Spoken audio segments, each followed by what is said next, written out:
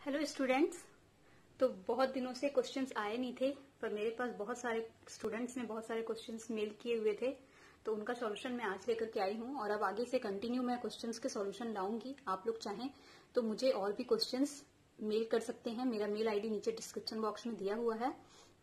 और हिंदी में अगर आपको क्वेश्चन चाहिए तो आप लोग हिंदी के क्वेश्चंस मेल करेंगे तो मैं हिंदी में भी उसको लेकर के आऊंगी।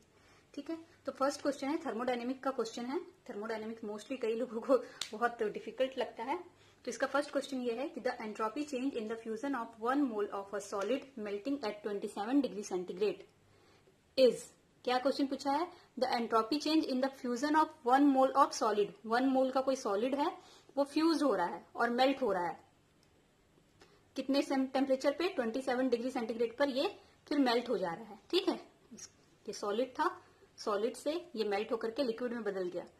और यहाँ पे जो लेटेंट हीट ऑफ फ्यूजन है, फ्यूजन की जो गुप्त ऊष्मा है, वो कितनी है?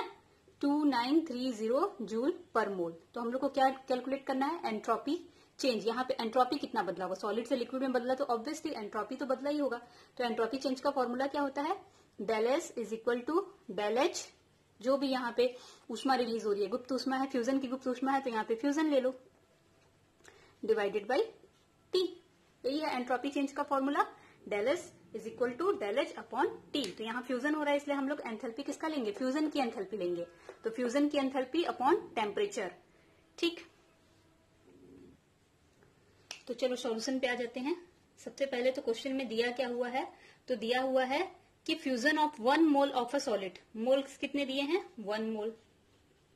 ठीक, melting at 27 degree centigrade. Temperature कितना दिया हुआ है? 27 डिग्री सेंटीग्रेड। तो पहले इसको केल्विन में चेंज कर लेते हैं। तो 27 डिग्री सेंटीग्रेड प्लस केल्विन में बदलने के लिए 273 केल्विन को ऐड करेंगे, है ना? तो 273 को ऐड करेंगे, ये कितना हो जाएगा? 300 केल्विन। टेम्परेचर आ गया हमारा 300 kelvin. Latent heat of fusion. Latent heat of fusion मतलब हीट ऑफ फ्यूजन कितना दिया हुआ है? 2930 जूल पर मोल। जूल में दिया है तो इसको और चेंज करने की जरूरत नहीं है, जूल में ही हम लोग को रिक्वायर होता है। डायरेक्ट वैल्यू को पुट करेंगे हम लोग कहाँ पे? इस फॉर्मूले में। 1 मोल के लिए दिया है तो यहाँ मोल भी रख सकते हो आप। 1 मोल के लिए दिया है तो कुछ लिखने की जरूरत नहीं है, पर अगर 2 मोल 3 मोल दिया होता तो यहाँ पे मोल का मल्टीप्लीकेशन करते हैं ना। तो हम लोग डायरेक्ट फॉर्मूले में आते हैं। फॉर्मूला क्या है? Del S entropy change, del H upon del H fusion upon T temperature. ये हमारा फॉर्मूला है। ठीक है, तो इधर सॉल्व कर देते हैं हम लोग। डेल एस कैलकुलेट करना है। क्वेश्चन पूछा ना, the entropy change is. Entropy change पूछा है तो यहाँ पे लिख दो डेल एस पूछा है। ठीक है, तो entropy change is equal to, ऊपर में वैल्यू रख देंगे। डेल एच का कितना है? 2930 जूल पर केल्विन, सॉरी पर मोल है, पर मोल, डिवाइडेड बाई टी कितना आया है हमारा? 300 केल्विन। ये 0 से 0 कैंसिल। अब इसको 3 से मल्टीप्लाई कर दो। 3 1 जा 3, 3 9 जा 27, फिर 3 9 जा 27, 3 7 जा 20, 3 7 जा 21, फिर 3 6 जा 18, 3 6 जा 18। ये हुआ। तो डेल एस कितना आया? सॉरी, पॉइंट नहीं लगेगा, पॉइंट यहाँ आएगा। 97.66 अपॉन 10। इसको मल्टीप्लाई करेंगे कितना आएगा? 9.766। ये जूल पर मोल पहले से था, तो जूल पर मोल बटे में क्या बचा? केल्विन। तो ऊपर जाएगा, क्या हो जाएगा? डेल एस बराबर 9.7, इसको 66 की जगह पे मैं 7 कर दे रही हूँ, जूल पर मोल पर केल्विन। ये हमारा answer, option number first. Clear है? ठीक, नेक्स्ट क्वेश्चन। नेक्स्ट जो क्वेश्चन आया है वो है for the reaction C3H8 gas plus 5O2, ये भी गैसेस स्टेट में दिया है, will gives 3CO2 plus 4H2O। यहाँ पे क्या दिया हुआ है? प्रोपेन। प्रोपेन को की दहन की ऊष्मा दी हुई है। प्रोपेन दहन कर रहे हैं, प्रोपेन को मतलब जला रहे हैं, तो कार्बन डाइऑक्साइड बनता है और जल बनता है। ठीक है, तो प्रोपेन भी यहाँ गैसेस फॉर्म में लिए हैं। ऑक्सीजन की उपस्थिति में ही वो जलेगा, वो भी गैसेस फॉर्म में लिए हैं। प्रोपेन का 1 मॉलिक्यूल, यहाँ कुछ नहीं लिखा है मतलब 1, और ऑक्सीजन का 5 मॉलिक्यूल, मतलब टोटल कितने हैं यहाँ पे? 6। और इधर बन क्या रहा है? 3 मॉलिक्यूल कार्बन डाइऑक्साइड गैस का और 4 मॉलिक्यूल वाटर का लिक्विड फॉर्म में बन रहा है। ठीक, क्वेश्चन में पूछा है एट कांस्टेंट टेम्परेचर, टेम्परेचर को कांस्टेंट रखा है, del H minus del E is, del H और डेल ई का वैल्यू बोला है कैलकुलेट करने। तो हमारे पास फॉर्मूला क्या होता है, एंथैल्पी का फॉर्मूला। क्योंकि एंथैल्पी और इंटरनल एनर्जी को लिया है तो हम लोग एंथैल्पी और इंटरनल एनर्जी को रिलेट करते हुए फॉर्मूला लेंगे। तो हम लोग सॉल्यूशन में आते हैं। तो एंथैल्पी का फॉर्मूला क्या है, डेल एच बराबर del E plus P del V. ठीक है, इससे एक नया फॉर्मूला निकलता है, क्योंकि हम लोग जानते हैं गैस की बात किया, यहाँ पे गैस लिया है ना, तो गैस आदर्श गैस नियम जो है, ideal gas equation, ideal gas equation क्या है, आदर्श गैस समीकरण पीवी बराबर एनआरटी। तो अगर वी में चेंज होगा तो वॉल्यूम चेंज होगा, तो नंबर ऑफ मोल्स भी चेंज होंगे ना, क्योंकि मोल्स चेंज होंगे तभी वॉल्यूम चेंज होगा। तो नंबर गैस के लिए लिए हैं तो यहाँ पे जी कर सकते हैं, ठीक है, आरटी। तो क्या करो, पीवी की जगह पे क्या लिख देंगे हम लोग, del N G R T. ये फॉर्मूला आप लोग देख चुके हैं, डेरिवेशन हो चुका है आपके थर्मोडायनेमिक के चैप्टर में। तो del E plus del N G R T, ये हमारा फॉर्मूला जिसको हम लोग यूज करने वाले हैं यहाँ पे। चलो, तो सबसे पहले हम लोग को क्या चाहिए यहाँ पे, del H minus del E तो कैलकुलेट करना है। तो चलो फॉर्मूला को रिवर्स कर देते हैं, del H minus del E बराबर क्या हो जाएगा, ये प्लस है del N G R T. ठीक, टेम्परेचर कांस्टेंट दिया हुआ है, टेम्परेचर का कोई वैल्यू नहीं है, कांस्टेंट दिया है तो टी को हम लोग वैसे ही टी लिख देंगे। ठीक, आर क्या है, गैस कांस्टेंट, लिखने की जरूरत नहीं है अभी हम लोग वैसे ही, क्योंकि हमारे जो आंसर उसमें किसी में भी आर और टी का वैल्यू नहीं लिखा है, सब में आर और टी वैसे ही है, तो इसको तो वैसे ही छोड़ देना है। कैलकुलेट सिर्फ ये करना है, क्योंकि देखो जो भी ऑप्शन दिया है उसमें सिर्फ उसी का कैलकुलेशन किया है ना। तो हम लोग डेल एनजी, डेल एनजी का मतलब क्या है, डेल एनजी मतलब मोल्स में कितना परिवर्तन हो रहा है ना। तो मोल्स में परिवर्तन जो हो रहा है वो क्या होगा, number of moles of product minus number of moles of reactant.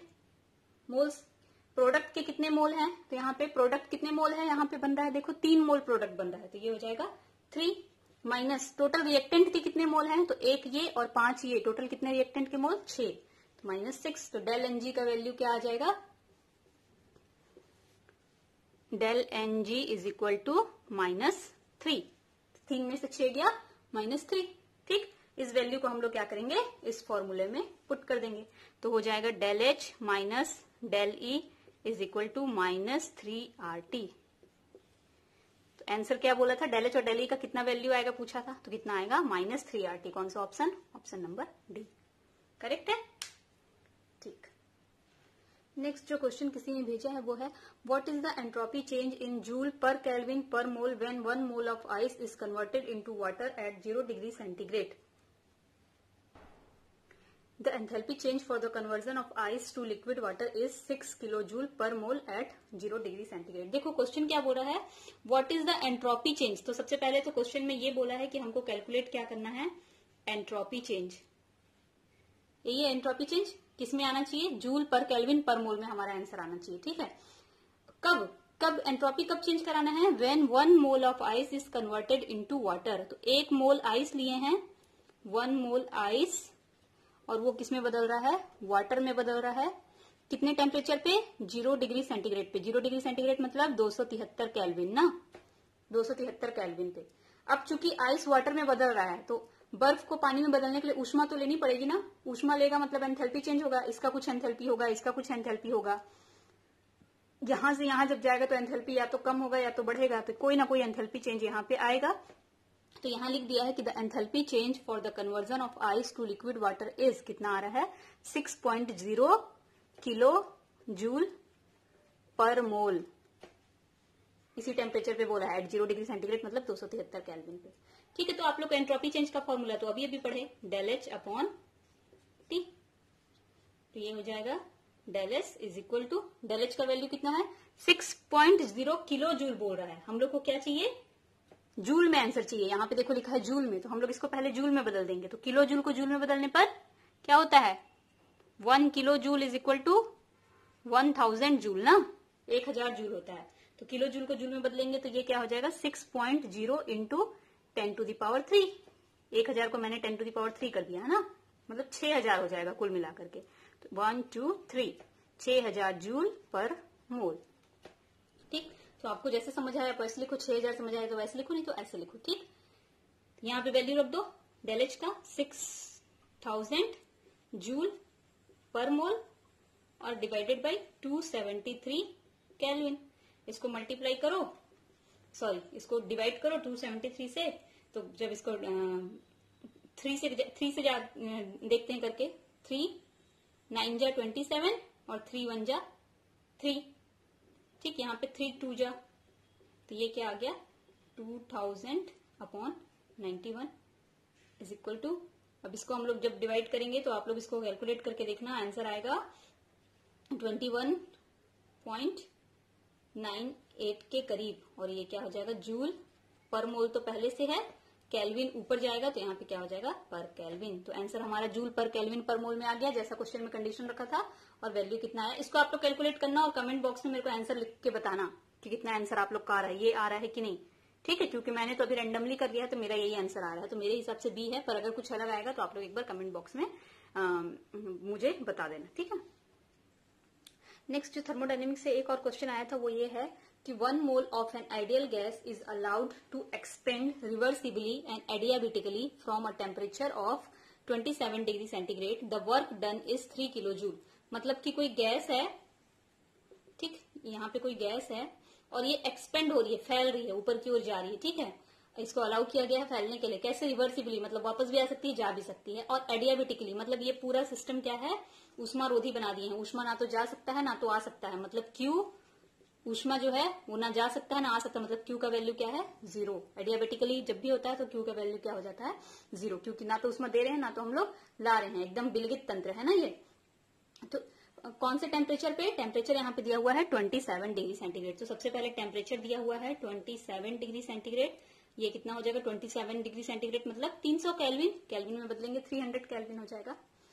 और ये चूंकि ये बाहर आ रही है, मतलब यहाँ पे देखो गैस, यहाँ पे गैस है, ये फैल रही है और ये पिस्टन लगा है, तो पिस्टन को ऊपर की ओर धकेलेगी, फैलेगी, तो यानी कि काम कर रही है गैस, कितना काम कर रही है, डब्ल्यू कितना दिया हुआ है 3 जूल का, तो डब्ल्यू का वैल्यू भी दिया हुआ है 3 किलो जूल, 3 किलो जूल को मैं जूल में बदलूंगी तो 3000 जूल, इतना काम भी कर रही है, ठीक। अब चूंकि एडियाबेटिक प्रोसेस है, तो फर्स्ट लॉ से हम लोग क्या जानते हैं कि आंतरिक ऊर्जा में जो परिवर्तन होता है, चेंज इन इंटरनल एनर्जी, किसी भी तंत्र के द्वारा किए गए कार्य और उसके द्वारा ली गई या दी गई ऊष्मा के योग के बराबर होता है। लेकिन चूंकि यहाँ पे तो ऊष्मा हम लोग बोल दिए कि एडियाबेटिक है, ऊष्मा तो ना तो ले रहे हैं ना तो दे रहे हैं, ऊष्मा का वैल्यू कितना है 0, तो डेल यू बराबर डब्ल्यू प्लस माइनस 0, तो इसको लिखने की जरूरत ही नहीं है। तो इंटरनल एनर्जी में जो चेंज आएगा वो पूरा पूरा किसके कारण आएगा, वर्क जो किया जा रहा है उसके कारण आएगा। तो यहाँ पे वर्क का वैल्यू कितना दिया हुआ है 3 किलो जूल, मतलब कि अगर वर्क का वैल्यू 3 दिया हुआ है, 3000 जूल दिया हुआ है, तो इंटरनल एनर्जी में जो चेंज आ रहा है वो भी कितना आएगा 300 जूल का आएगा, ठीक है। तो अब देखो एक फॉर्मूला होता है इंटरनल एनर्जी में चेंज का, एक फॉर्मूला होता है NCV/dt, और यही एक और फॉर्मूला आप लोग पढ़े थे कि एंथैल्पी में चेंज का फॉर्मूला NCP/dt, ठीक। तो हम लोग ये वाला फॉर्मूला यूज करते हैं, क्यों, क्योंकि देखो CV का वैल्यू भी दिया हुआ है, CV का वैल्यू भी दिया हुआ है ना, तो हम लोग यही वाला फॉर्मूला यूज करते हैं। DU की जगह पे W लिख दो, क्योंकि दोनों का मान तो इक्वल है 3000 के बराबर, तो ये हो जाएगा NCV/dt। dt मतलब यहाँ पे dt क्या है, dt change in temperature, change in temperature मतलब कितना बदलाव आ रहा है, यानी कि final temperature minus initial temperature, शुरू में कितना टेम्परेचर है और फाइनली कितना टेम्परेचर है ये, ठीक है। तो यही हम लोगों को पता करना है, क्या पता करना है, फाइनल टेम्परेचर, इनिशियल वाला हम लोग लिखेंगे और फाइनल वाला हम लोगों को पता करना है। चलो ठीक है, तो पहले इस फॉर्मूले से हम लोग क्या कैलकुलेट कर लेते हैं, चेंज इन टेम्परेचर क्या हो जाएगा, W की जगह पे लिख देंगे 3000 जूल, N की जगह पे कितने मोल आइडियल गैस लिए हैं 1 मोल, तो इसकी जगह पे हो जाएगा 1। CV का वैल्यू कितना दिया हुआ है, CV का वैल्यू देखो यहाँ पे लिखा हुआ है 20 जूल पर मोल पर केल्विन, हाँ यहाँ पे 1 मोल है तो यहाँ पे भी 1 मोल लिख दे रही हूं मैं, ठीक है, चलेगा। अब क्या क्या कैंसिल हो जाएगा, मोल से मोल कैंसिल हो जाएगा, क्योंकि ये वाला मोल ऊपर है और ये वाला मोल नीचे है, इसमें -1 है मतलब ये नीचे है ना, और ये तो ऊपर है, तो मोल से मोल कैंसिल हो गया, ठीक है। इस जूल से ये जूल कैंसिल हो गया, क्योंकि इधर भी जूल है इधर भी जूल है, दोनों तरफ है तो कैंसिल हो जाएगा। अगर इसको या फिर देखो नहीं समझ, अगर ये नहीं समझ में आ रहा है तो हम लोग कैसे कर सकते हैं, इसको ऐसे भी लिख सकते हैं ना। यहाँ पे देखो, इधर कर देती हूं मैं, 3000 जूल। अच्छा, यहाँ पे मैंने dt का वैल्यू तो लिखा ही नहीं है, dt को dt छोड़ देंगे, ठीक। तो ये हो जाएगा डिवाइडेड बाई 1 मोल इंटू ये 20 joule per mole is per kelvin is equal to dt। ठीक, अब तो समझ में आ रहा होगा। ये मोल और ये पर मोल कैंसिल, ये जूल और ये जूल कैंसिल, ठीक है। 20 से 3000 को डिवाइड करेंगे तो कितना आएगा, 150, और नीचे में क्या है, पर केल्विन। तो ये नीचे से ऊपर जाएगा तो क्या बच जाएगा, केवल केल्विन। तो 150 केल्विन क्या आया, चेंज इन टेम्परेचर का वैल्यू आया है, dt का वैल्यू आया है अभी। अब तो ये अभी हमारा क्या आ गया, change in temperature. Change in temperature कितना है, 150 केल्विन। और शुरू में टेम्परेचर कितना था, शुरू का टेम्परेचर यहाँ पे लिखा है 300 केल्विन। तो शुरू में टेम्परेचर था 300 केल्विन और बाद में टेम्परेचर बदल के कितना हो गया, 150। तो इसमें से 150 माइनस करेंगे तो कितना आ जाएगा, 150 केल्विन। ये हमारा फाइनल टेम्परेचर आ जाएगा, T फाइनल। शुरू में इतना था टेम्परेचर और बदल के कितना हो गया, 150। मतलब कितना बदला, तो 150 बदला। फाइनल टेम्परेचर कितना, 150। ठीक है, क्लियर है।